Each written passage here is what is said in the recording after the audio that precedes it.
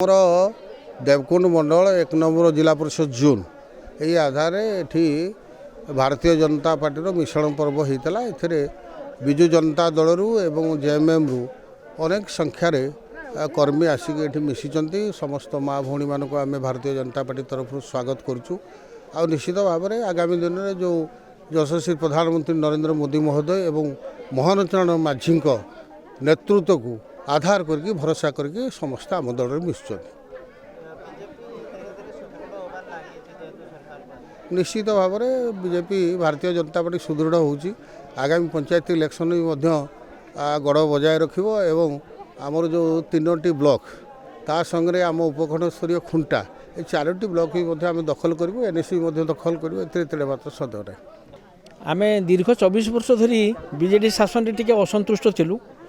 एबे बीजेपी शासन रे मिसिबार कारण होची आमर जो यशस्वी प्रधानमंत्री नरेंद्र मोदी तांकर जेते गुड़ाक कार्यक्रम आमको खूब भल लगिला।